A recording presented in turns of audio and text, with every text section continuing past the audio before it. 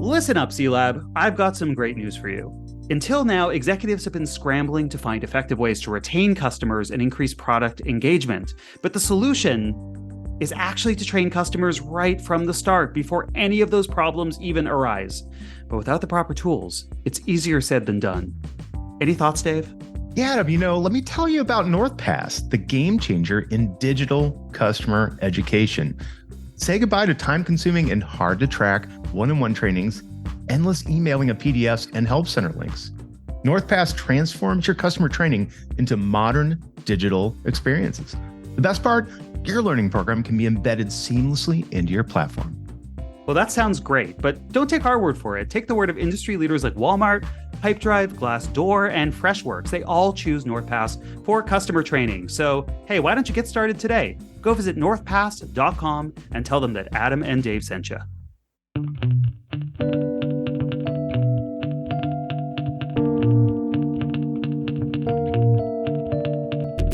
Welcome to CELab, customer education's most verbose and occasionally most insightful, but certainly most literate podcast in the face of customer education. I'm Adam Evermescu. And I am Dave Darrington. What are we here to do? Together we are busting the myths, misconceptions, and otherwise bad advice that stops growth dead in its tracks. I thought you were going to say busting rhymes. We bust rhymes and we must chime in on these great reports that we're going to cover today. Ooh, okay, we're going to lead in like that. Like, I'm spitting bars. Yeah, you're just hitting it hard. Well, maybe we'll have a record short episode. I doubt it. Okay. Wishful thinking. Yeah, we're gonna try to keep it relatively concise. But today, on the National Day of World Mental Health, is it?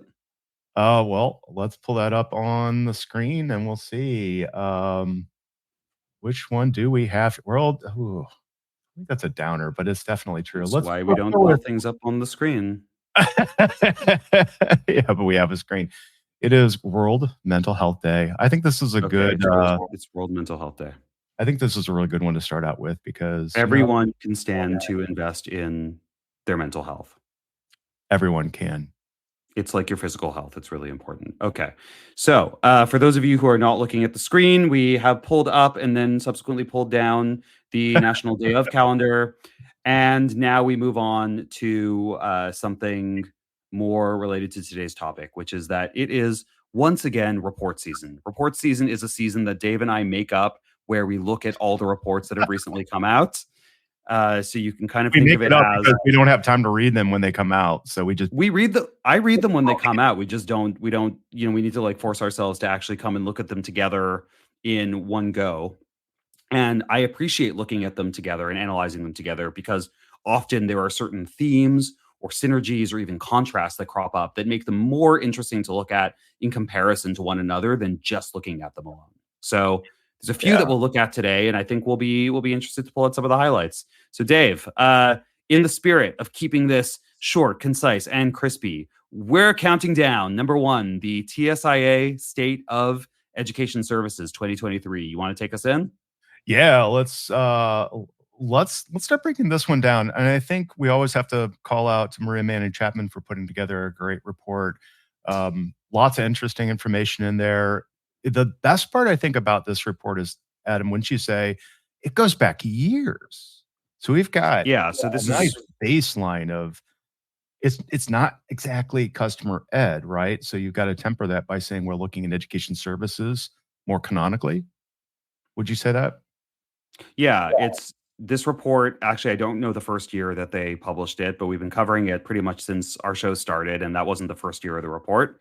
Yeah. But yeah, reports focused on education services. So you can think of that as customer education, but within a professional services context. So here we're talking about a lot of these education services orgs, which were very common in the on-prem days. In SaaS, certainly there are some companies that have really embraced that, but it hasn't necessarily been the norm. So every year, often in this report, Maria Manning Chapman shares some perspective on, especially in SaaS, the resistance to building education services as a profit center or as break even.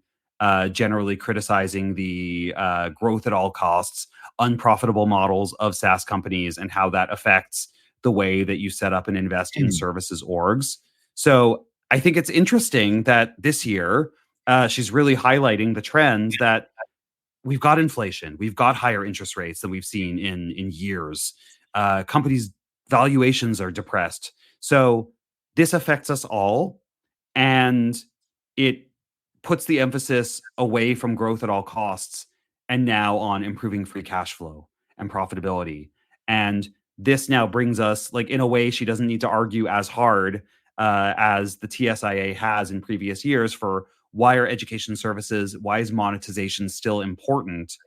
But now, actually, as companies are looking to justify those expenses and make sure that they're profitable, oh, well, now like monetization is becoming more and more important. So, kind of an interesting context now, since they've been doing this report year over year, to see her really like pull this together. Yeah, if I were to, I like how you frame that up, and like really succinctly, I could say I like the spirit of this one because now we're talking. She leads in with the concept of chameleon and change and adaptation, and that in and of itself is like a great place to start for this year and the experiences we've had. I don't know about you, but I feel like I've had to pivot a couple times. Things have changed, market has changed. Now we're thinking, and everybody I talk to, now this is interesting, Adam, because now I'm coming in from the perspective of a professional and managed services person who's architecting the programs, and I'm thinking about pricing and all of this stuff. So it's really important. So let's go pull out some themes from this, Adam. I'll start. I can start off. One of the things that I think is really cool. I like the statement that was made here. Free training is not the inherent driver of product adoption. Consumption of training, both free and fee-based, is a driver of product adoption.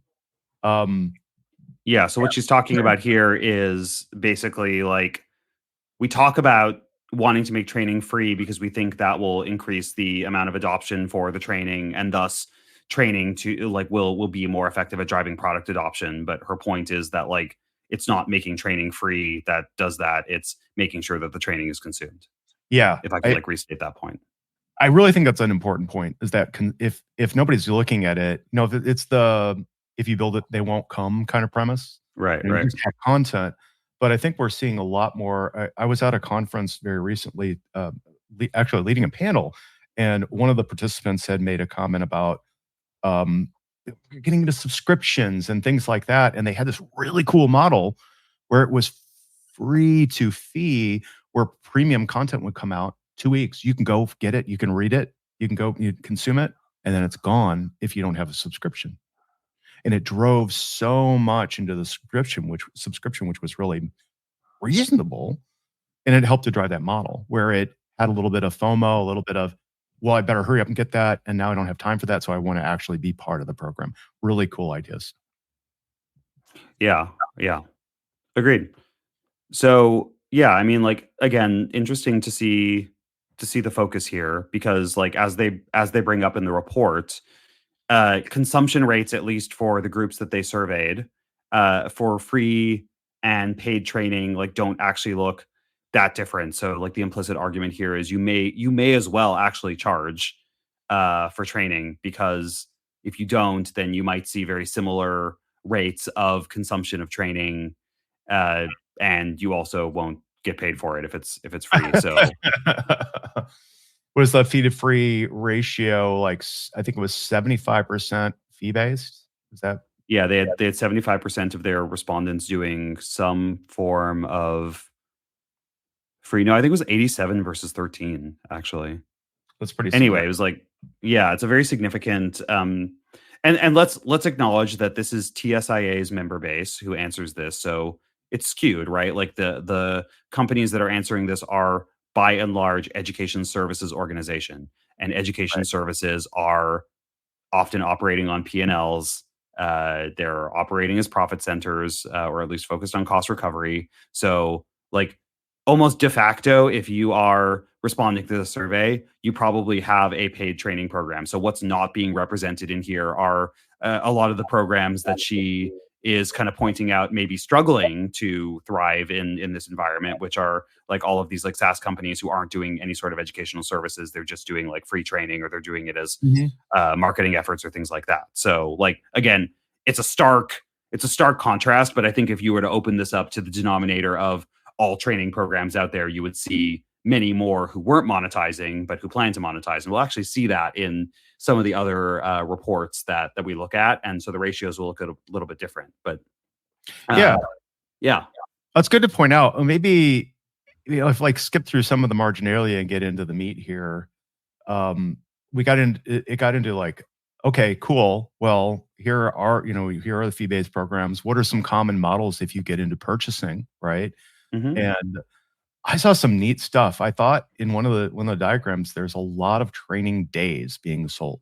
Like I will come to you, or I'll go online and we'll do a training day. We've done that. Um, but then when I say we, I think my role at Service Rocket have been pivoting into a training credits kind of a model and a subscription based model using them. And it's interesting. It's fascinating to build and work on these programs because it changes the whole topology of how your customers actually will use your services for training. And I Yeah, and actually again, I think is like probably a reflection of the member base of TSIA. Mhm. If you're talking about large education services organizations, if you're talking about on-prem companies, then often selling training days makes a ton of sense, because you're making that like often a big upfront investment in the implementation of a product, or maybe you're at renewal and you're doing kind of these like big refresher courses, you're doing a lot of on-site training, et cetera, et cetera. Yeah. But like interestingly, like that was the highest percentage of in terms of business models that they were seeing in their respondents, but not far behind to see like SKU based pricing or training credits. Subscription is still kind of inching its way up. Like we're trying to get there, but it's not quite up there with the other ones. So like it does look like the business models are starting to change, and we're seeing more either like a la carte training sales, or I would hope that we see subscriptions go up over time too, because like there's a lot Yeah. of good evidence for that as a training model, or sorry, that as a packaging model, and this report talks a little bit about that as well. Yeah, I really think that's important because and I don't wanna, like, spoil it. You should go and read this for yourself and interpret on your own, but Yeah, we won't in spoil there all the reports. well, I don't know. We usually do. It Maria's even stating in here that the subscription model is probably truly the best purchase model. And the why of that is interesting though, because it's still not the top, right? It's inching up. We talk about it all the time. Like we are SaaS in most cases, many of us are. And but she's saying it's a gateway for learners to consume content over a year's time, Hmm. right? Hmm. And I think that's kind of good because one of the things that I know I experience and that I work like one of the things that I've been working with these vast training engagements. This is change management, right? In a lot of cases, you go and let's just talk about this real brief. I'll go in to a client, we'll have the training, was like, you're trained, and then walk away. And the difference though is that a subscription-based model, even including VILT, ILT, and instructor, on-demand content, sorry, um, you're there for a long time. You can come back and see that content. So I think that subscription model is important to continue to have some prevailing winds behind. What do you think? Yeah, and it allows you to continue driving consumption of training, and that's something that she talks about in here as well, right? That like it's not just about monetization, but it's also about monitoring and driving consumption, which is something that she's talked about a little bit in the past. But she kind of ties these together. Number one, by talking about like how if you orient yourself towards a more like subscription like model, that also allows you to do some interesting things with your pricing and packaging. So, for instance, you can do a freemium plan. You can give someone a deadline at which the content will expire, or you can give someone unlimited access for their first 30 days, and then they have to start Right. paying for the training.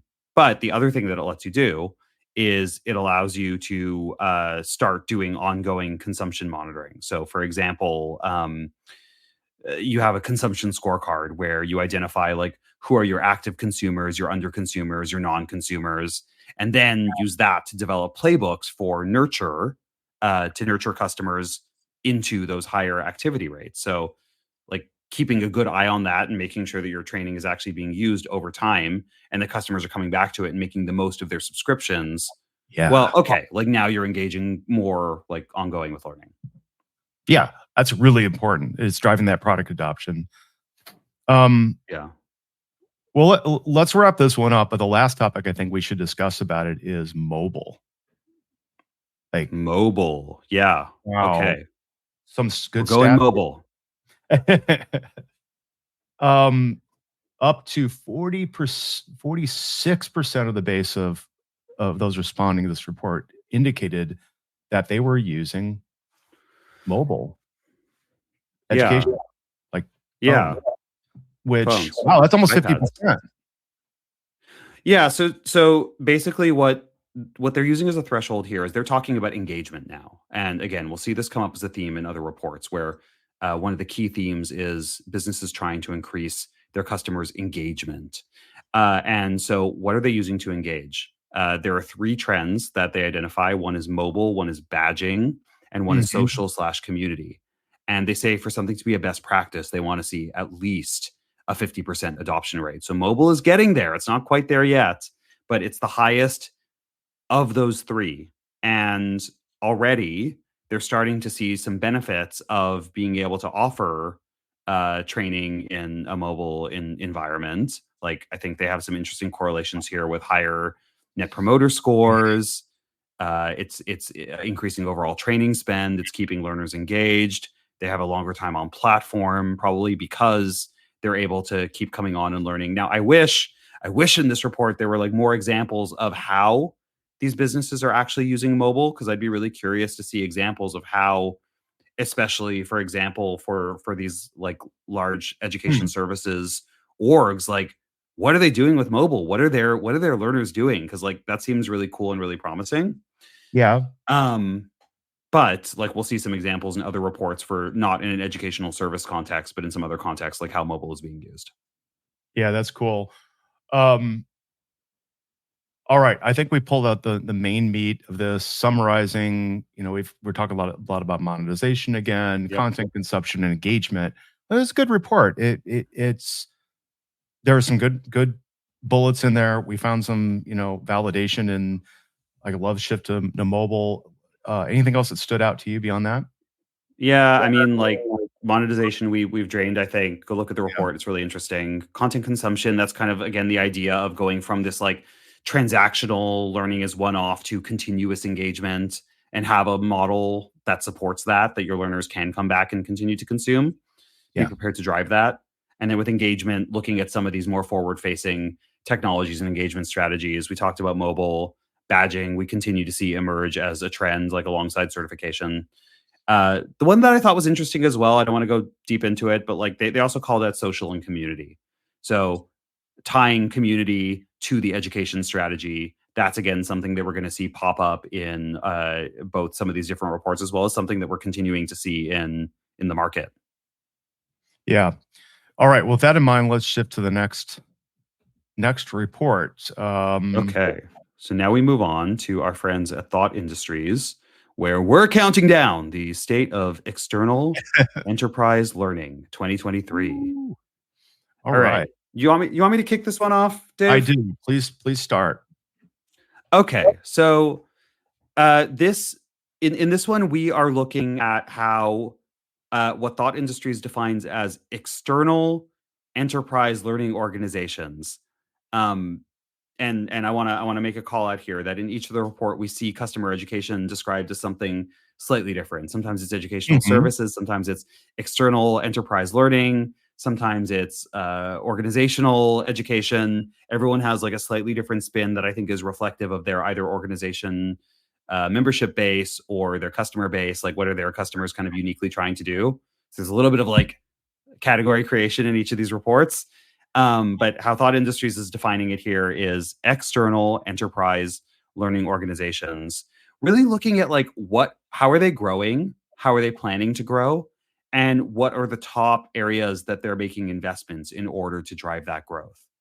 So, like let's start at the beginning. Like the first thing that they call out is um, the organization's self-report on whether they expect to grow and what is kind of stopping them from achieving that growth. So I won't share all the percentages and all the exact dynamics. I want you to read the report. But like the one I will share is that 43% of the organizations they surveyed in 2023, like already in this economic environment, are expecting to grow, which is significant. Really? It's less than Yeah. half, but it's still like a significant amount of organizations who, despite this economic environment, are still planning to grow.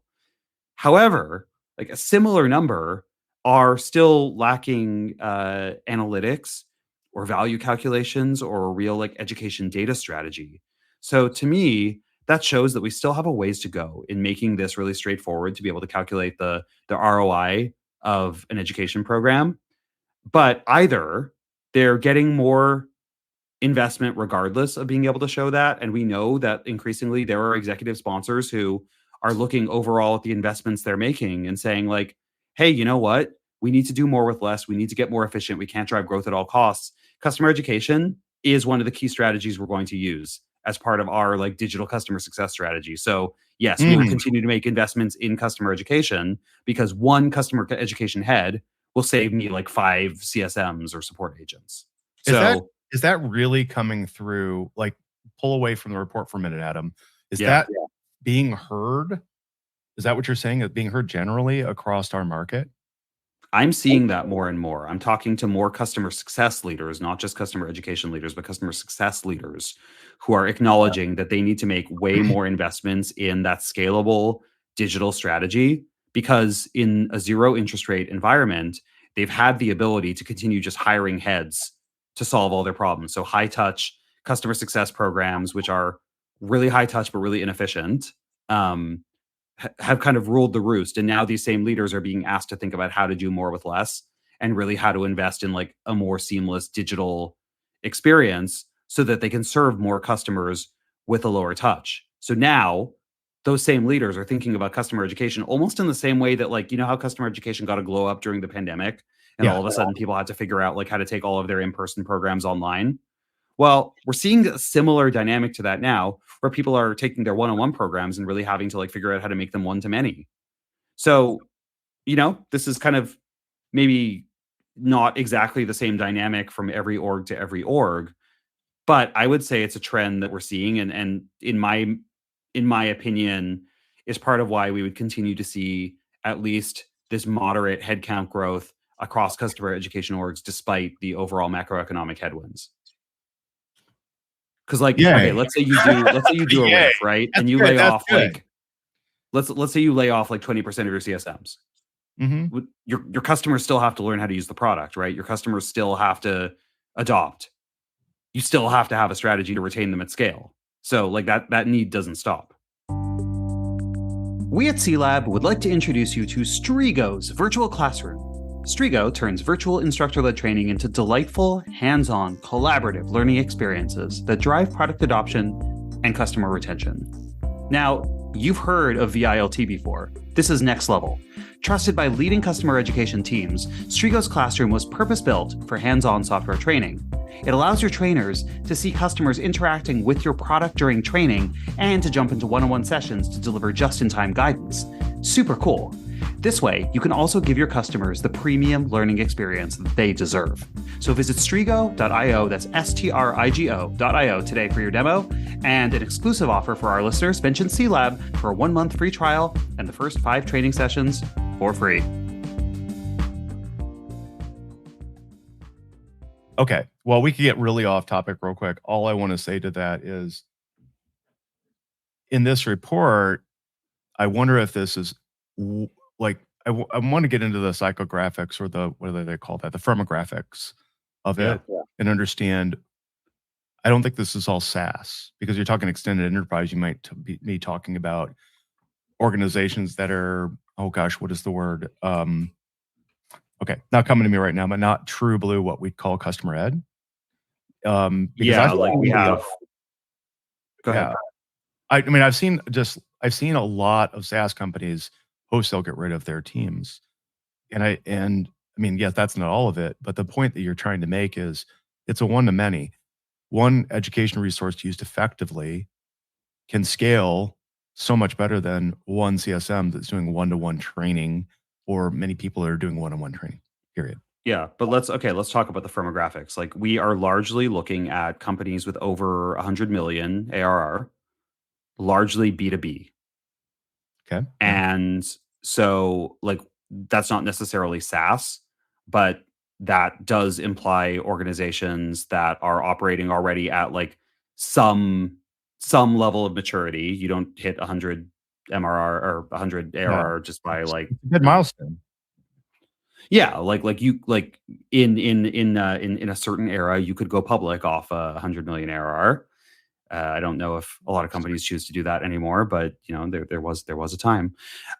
So you know, like we're talking about B2B companies operating with a certain level of maturity. So I think that that is where we could be seeing that because if you are a B2B business, you've passed 100 million ARR, you probably have built up a pretty large, like high touch customer success business to get there at this point. Like you probably Right. have enterprise customers, or depending on what segment you're in.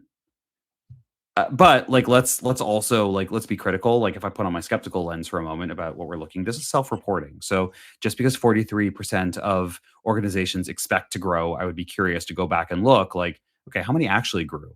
Like if we go back and sample this exact same population next year. Yeah. Well, we can be hopeful and optimistic about it.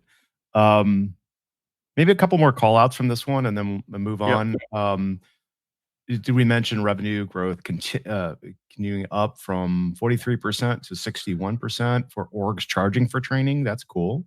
So Yep, for sure. again, Like monetization. monetization is the new normal.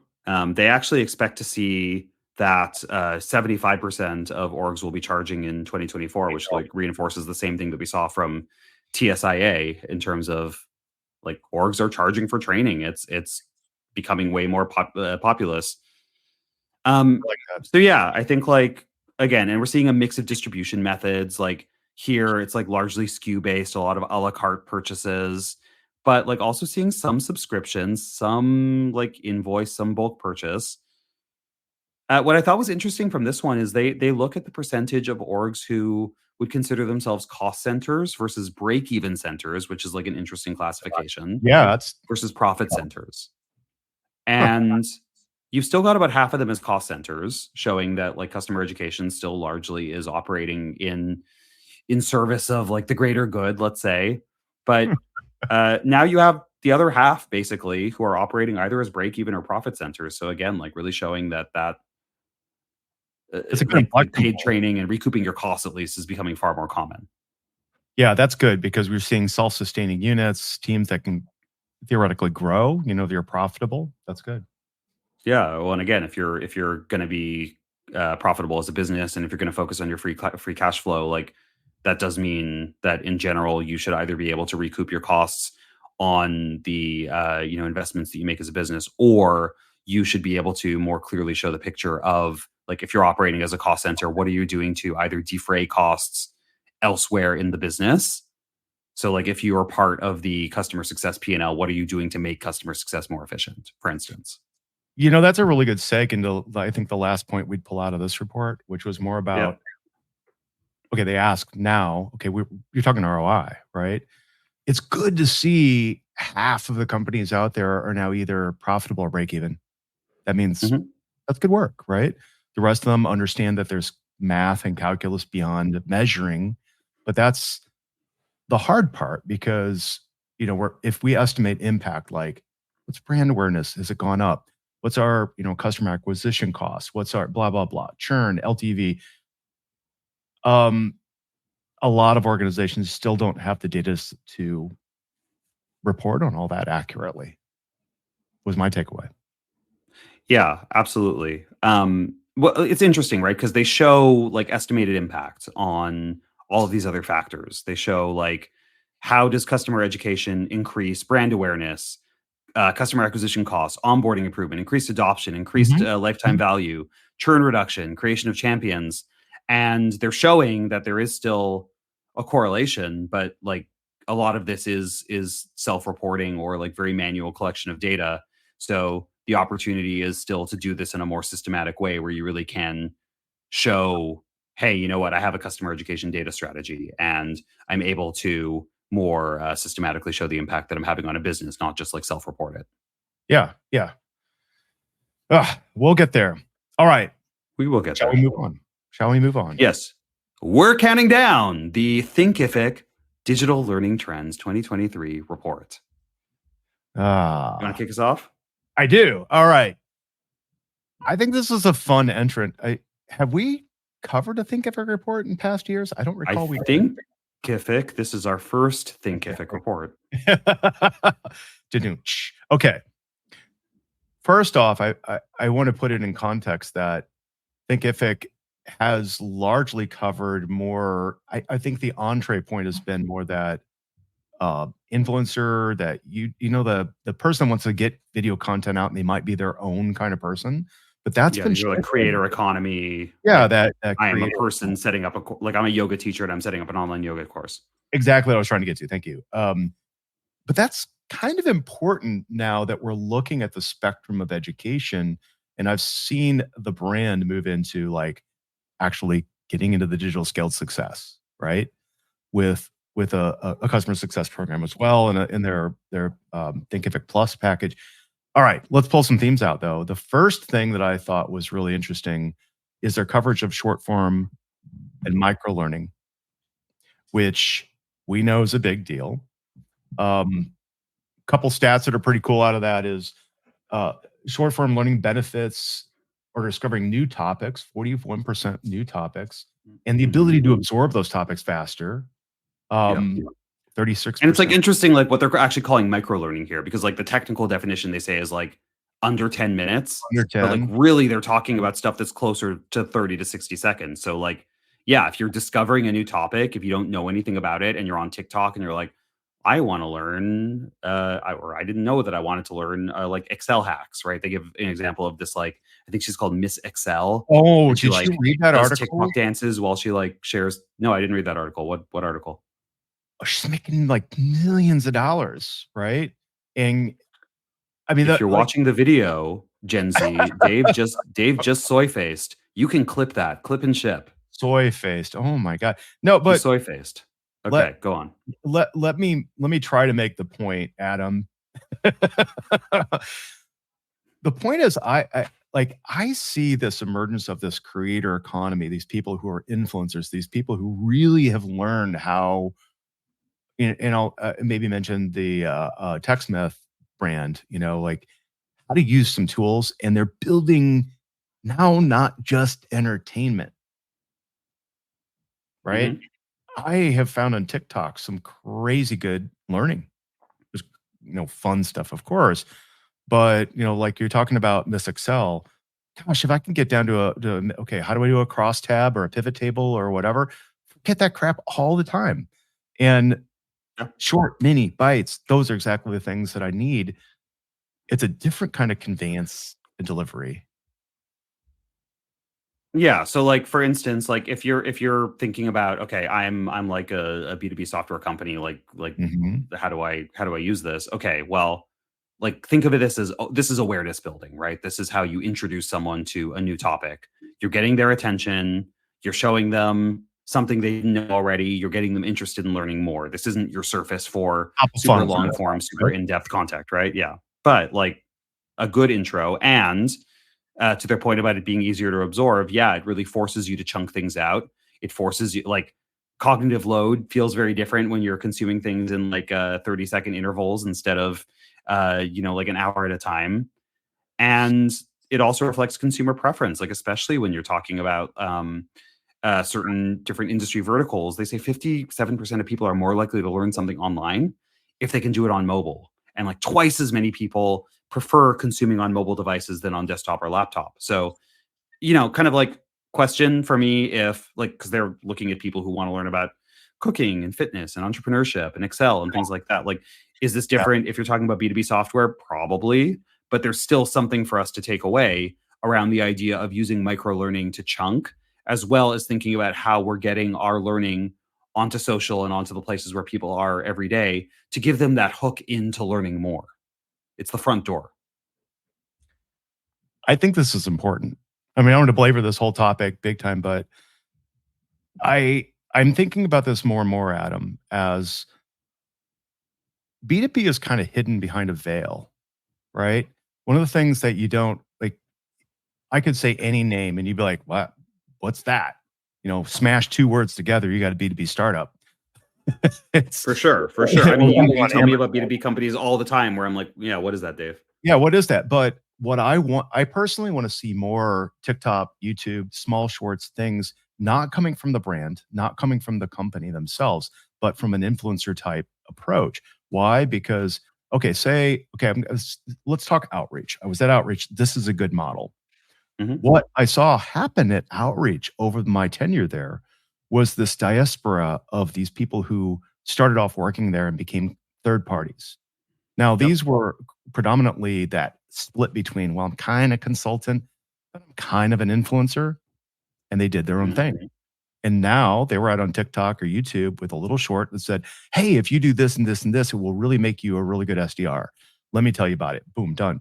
And it was Yeah, done so it's on. not teaching you how to use outreach, it's teaching you how to do sales development. Like similar, like, okay, like for Personio, like, yeah, we're gonna There use you go. TikTok to tell you about our employer brand. We're not probably gonna tell you a whole lot about how to use our software. Uh, Although, like, we still can use micro learning to teach you little things or like critical nuggets about how to use our software, like not on TikTok necessarily, but in other places where you're engaging with us in product on our help center. That's still micro learning, right?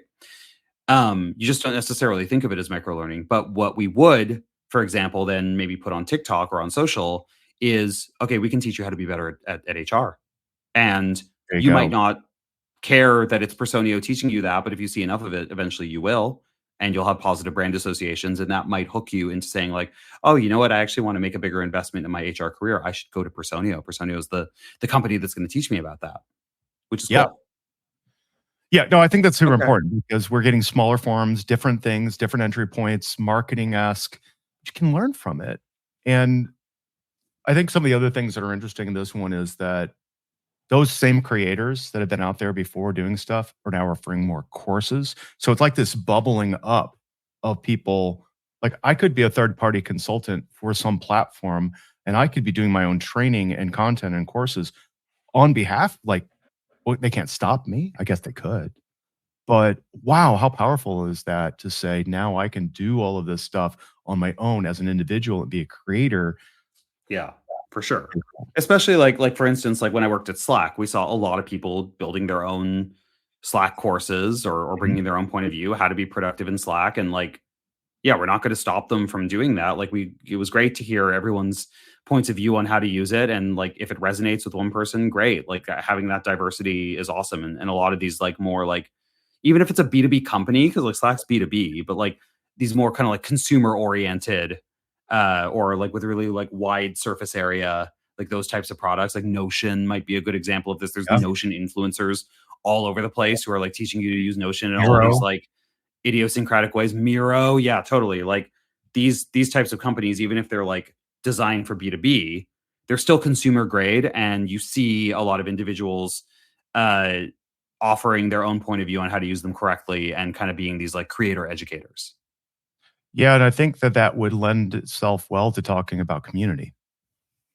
I think so too. So, like we called out, like TSIA talked about this a little bit, that community is one of those emergent technologies for their respondent base. And with Thinkific, I think like especially when you're talking about creators who are putting their content out there, not only are they investing more in building formal courseware, uh, they're also investing in their communities, because if you're on social, your community is your lifeblood. So this kind of again validates in general the idea that community and education are very close to each other and they're better together. So here they're talking about like creator communities, but 60% of the creators on Thinkific were thinking about selling or planning to sell community as a learning product. And they also share a stat that like, so they didn't just survey the creators, they also surveyed the the audience, like the end consumers, who said that 53% of them were more likely to buy a product if it was recommended by a community member. So you've got an aspect here of like social selling, of social proof, and Yeah. communities. I think we underestimate sometimes, like that creates like really beneficial network effects if we cultivate them correctly. You're always going to trust someone else in the community more than the vendor themselves. Yeah, absolutely. It's that third party blessing. It's like, oh, we're all going to meet and talk about stuff, and it really works out. This episode is brought to you by Intellum. You know Intellum, we've had them on the show before, and if you've been listening to this podcast, you know that customer education leads to retention and revenue. So the Intellum platform gives you everything you need to educate your customers, partners, and employees on the products and services you sell. They've got a great platform, they've got Evolve as an authoring tool, and with Intellum, put it all together, you can deliver highly personalized and engaging learning experiences, give your customers a single destination for all their learning needs, and create and manage a wide range of content. So check them out today at try.intellum.com/CELabs. That's CELABS. I'm really interested in this because it feels different. Like we're coming up from a influencer creator kind of motif, but at the same time, I feel like it captures the spirit of customer ed.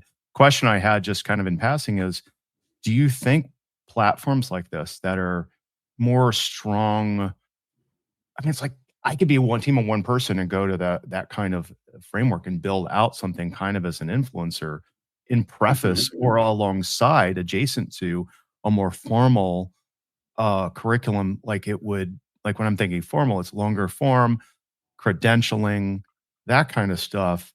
So now you're seeing the mixing of two different kinds of engagement strategies for education. One more Yeah. personal. I don't know. It's really interesting to see.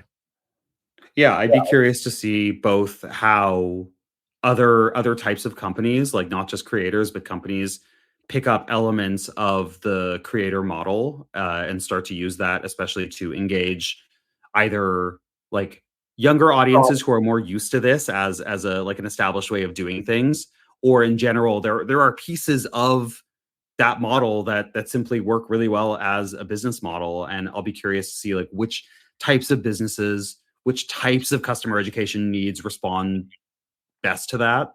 But to me, that still feels very emergent. We haven't truly seen that crossover yet. No, it's exciting though. It was great to have that to look through that report adjacent to all these other ones. Yeah, and I think that also brings us to our last report, which is another new entry. So again, looking at things from a different angle. So I would say with all due respect, we're counting down the Vidiates Bring the energy. 2023 State of SaaS Customer Success and Product Training videos. So now Yeah. we're talking about the role of video in customer success. That, I'm really excited. We've had a diversity of reports. We have the ones that we've had before. There are a couple others floating out there, but it was really neat to see this very tuned, dialed in report about success and the video component of it. Like, what do Yeah, people sure. do in And the this video? is Vidiate's bread and butter, right? They're not thinking about like everything you're doing in customer ed. They're thinking about specifically how are you using video as part of your customer education strategy to get all those same outcomes that customer education in general points at. Yeah, different spin, but now why is this important? Like your take on it. Now, video, gosh, like we have all the different kinds. We could do SCORM, we could do articulate rides, we could do whatever, or on product. But why are we making a presumption that video is so important? I mean, first of all, it's prevalent, right? Like video we see as it threads into almost any other one of those modalities that you just talked about. Yeah. So similar to text. Like we always have a debate on our team at Personio. Like, is video a channel or is video a content format? And that might seem like a needless philosophical debate, so we don't spend too much time thinking about that. But the question becomes like, do we try to optimize the way that video is distributed, sort of like in and of itself, Or do we think more about like the way that video gets deployed across the other channels that we have and maximize its effectiveness? So, Okay. for example, we have a ton of articles in our help center, but for the ones that are getting the most traffic, well, we probably also have a video in there that's related to that topic. In product, we have a lot of prompts and tours, but often you're going to want a video in there that at least like kicks it off or gives the user a quick bite about what's going to happen, a Quibi, if you will. Quibi. Um, for That's what Quibi actually stood for. It stood for quick bites. Before that company like went under in like 2.5 days. Fun fact. And the for like academies, obviously, like even if you're using SCORM, like increasingly what a modern academy looks like is not like a ton of articulate storyline. It's much more modular. It's much more like video, video, video, video, right? So like video is just Right. becoming a bigger part of how we expect to learn.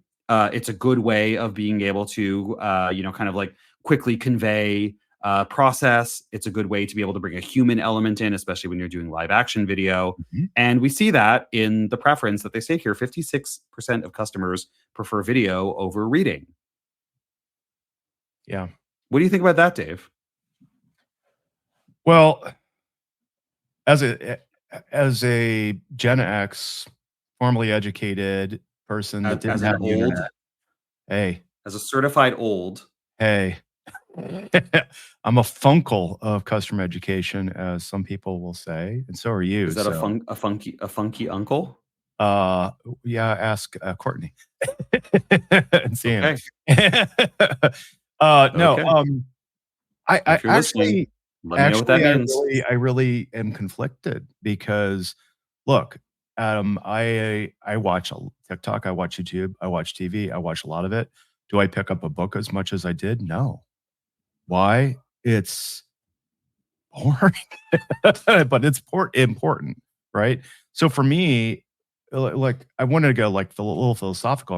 I read Marshall McLuhan, got into all that for a while. If you haven't thought about like go back 60s, Marshall McLuhan was on the rise, had all this, he's like this media philosopher. And he was talking about how we as human beings have evolved to consume literature, learn in a way through media. And the point what I'm trying to make here is that when we started, we were visual. We would write manuscripts, the whole story of monks scribing and writing, doing all this stuff. That was real, right? You looked at words, you didn't read words. It was not the same Were kind of you around for this? what's that? Yeah, I've lived for a really long time. You just There shall said be it only so one. vividly. I wondered if you're yeah, okay. Oh, I'm no, old. I'm old too. I don't know why I'm razzing you for this. All right, let's it's fine. But no, do you but get the point? Is that okay? I don't think we should yeah. forget about it. TikTok culture is here, but now it's what we do with that, how we use it effectively to get content down to the bare minimum, or to be fluid and human-like and supporting of all of the learning channels that are going in your head. Well, and it's a matter, I think, of balancing like let's say efficacy with preference. So Oh, hmm, people say they prefer to learn on video, right? Like that's a stated preference correct. that comes into a little bit of conflict with like we did an episode on Mayer's principles of multimedia learning where essentially like not everything is best learned through video or through text. You have to match the medium to what is being taught. So, for example, like The what is medium. video great for? Video is great for creating like awareness and interest, what you might think of as like a marketing video or an explainer video, especially if you want to be able to like visualize concepts or add a human touch, have a person speaking. That's cool.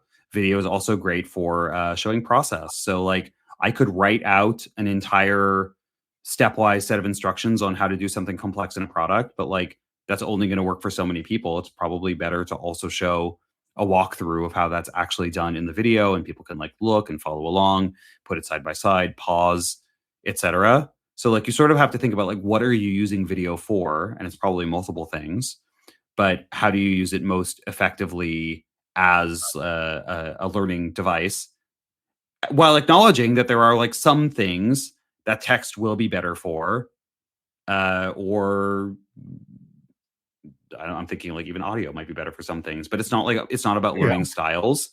It's about serving both like the preference of the preference of the learner in that moment.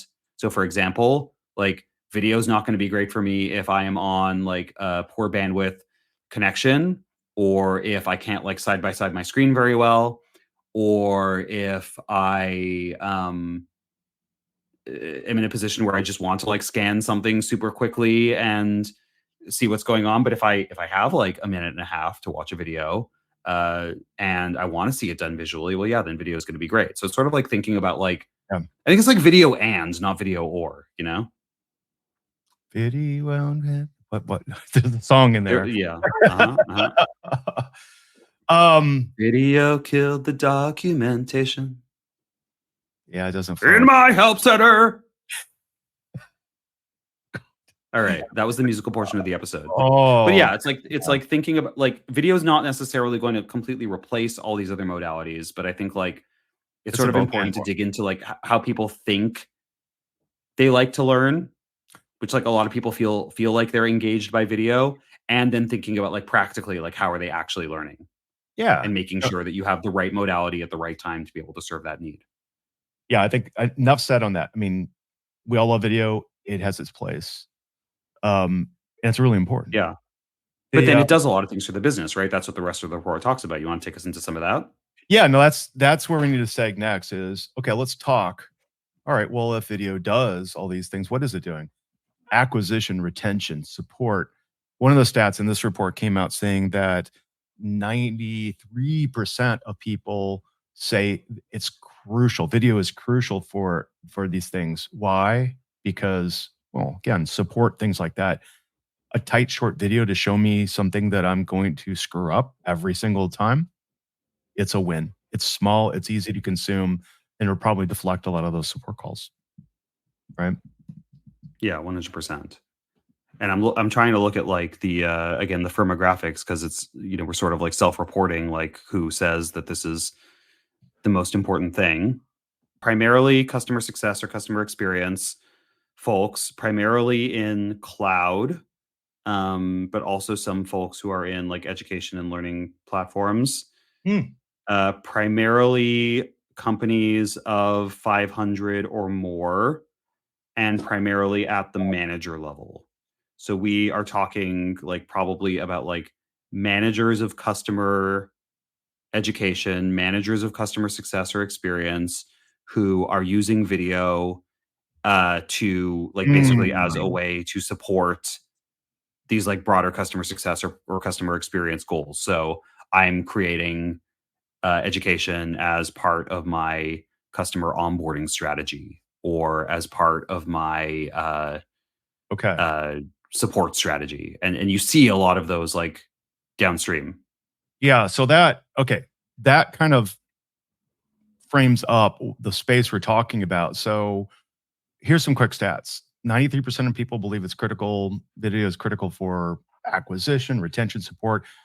There's a 78% quote here that videos reduce costs. There's a significant cost savings. If you have like leading from a streamlined process, because video isn't necessarily easy. I think we're going to get into the edge of why video it's in that. But then self-service, here's rankings. Benefits of video and self-service is the highest, 60%, followed by increased in customer engagement at 55%. Then there's like you have self-service onboarding, reduced technical support. It's all this Yeah, scaled. so it's It's kind all of like the wrapped same up. things, right? Like Yeah, yeah, self-service customer support, reduced technical support tickets. Well, one is the consequence of the other.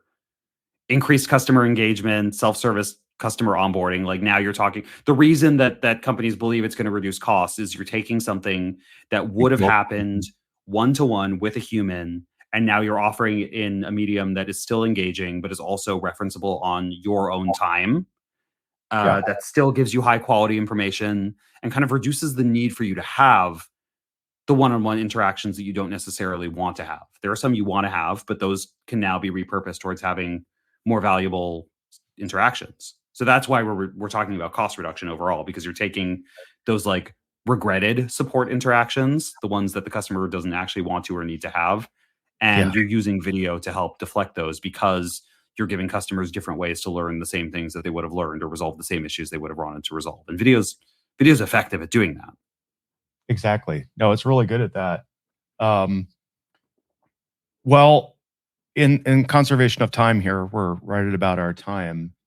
The things that I think are really important that pop out of this report are really, I think, Adam, if we spend a little bit, we're finding now AI, machine learning, combined with video and processes that can be automated are really speeding up the development time. Like, Yeah. okay, if I were to quote our stats for what is it like 1 hour of content is like 100 hours development time back in the olden days when we're sitting there with whatever tools and we're doing the voiceover and we're doing everything painstakingly by hand. I Hmm. can tell you more about, our audience knows Video as a sponsor of ours, but I've had hands-on work on this product, and I can tell you that the way that it's articulated opens and unlocks a new opportunity for us as educators, right? Because now you don't have to do the voiceover. Now you don't have to put Yeah. all the transitions and click the buttons and do the things. But the stats behind that are like people are still recording their own voices. Why? Hmm. Well, Uncanny Valley, maybe. I'm over it. I'm like, no, use a Sometimes you're just like getting SMEs in a room and having them record because it seems like the most efficient thing to do. right, and then take after take after take when I can't speak Yeah. anymore. Right, so it isn't Um, actually. Yeah, so, like, if you think of every report as an argument, like, every report is essentially an argument for something. Like, here, basically, like, the form of the argument is, uh, the more you talk to customer success, customer experience, customer education teams, like, they see video as an engaging medium. They see video as a really good way to scale all these things that are happening in customer success. They're being used for troubleshooting. They're being used to teach you how to navigate the platform, to introduce features, to answer common questions, to do courseware. Okay, mhm, great. There's like a ton of stuff the video can and should be used for, and it will have a positive effect on these key metrics that you look at as a customer success or customer experience team. Great, that's awesome. But videos are costly to produce. They take a lot of time to produce, and they quickly go out of date because 40% of SaaS companies have new software releases every 2 weeks. yep. A report over is very inefficient. But despite the fact, localizing it is super super time consuming and expensive, and so all this stuff is really expensive and it adds up. So if you want to make an investment in video, you owe it to yourself then to look at how you can do it more efficiently and how you can take advantage of technology, um, to reduce those costs and be more efficient and keep this scalable. So that's why they're looking at investments like video delivery platforms, or automated translations, or using generative AI to do either creation of videos or automatic voiceover or things like that. So, like, this is where Videate is definitely showing a trend that, like, people know the value's there. People know it is costly and they're trying to find efficiencies, but like generative AI gives us a great window into um like how to unlock those efficiencies. Oh my. Yeah, I think for me, this is a really exciting area too, because look, if I can put a lot of my standard product type training, the click path type training on autopilot and say, "Yep, hey, my product team, I can see triggers and signals that say this has changed, this has changed." It changes the process, it runs the script through, it produces the video, it translates it into 3 different languages, and now I have the video done. Is it perfect? Maybe I have to tweak it, whatever. But if I could do that, the amount of time saved is tremendous. And then as an educator, I can spend the time on the workflows and the deep, the more challenging content. Because I think we get mired in all of these, like the basic training kind of stuff. You have this feeling, hey, I come in, I build this program, now I have to maintain it. Wouldn't it be nice if I could just kind of shift that over to a video motif that gets automatically generated? And now we work on the bigger stuff that takes a lot of time. For sure. For sure. For sure. No argument. All right. let's take it home, Well madam. said. Let's take it home. All right. So we're no longer counting down. Now we're just closing out the show. So what should we say? Lots of really good insights from these reports. Please go look at the actual reports. We tried not to spoil everything in them so that there would still be a lot for you to dig into. So you can search for the titles of any of these reports. We can put them in the show notes as well. But in general, if you go to the websites for the TSIA, that's the Technical Services Industry Association, Thought Industries, Thinkific, Videate, some of our great sponsors here, then you can find these reports really easily in their resources section. And if there's other stuff you want to learn that's not in these reports, you can visit our podcast website at customer.education. You can find show notes and other materials. And please, if you have found value in this podcast, we said this before, we'd love for you to say it again, post on social. Tell us like an episode that you liked and what you liked about it. We've had a few people do that recently, and it started really interesting discussions on LinkedIn, for instance. So we'd love to engage with you in on those posts. Yeah, and let's not forget to give Alan Coda praise for amazing theme music. Get out there and give us a 5-star rating on any of the podcasters of podcatchers, any of the sites of choice. And to our audience, thank you for joining us. I don't know what Adam's doing, but get out there. I'm trying to get the video thing to make like balloons, but it won't do it. Hey, we had balloons on our video earlier. Okay, yeah, check out a video if you only listen to us on audio. Yeah, please do. We're on YouTube now. And find your people. Thanks for listening and watching.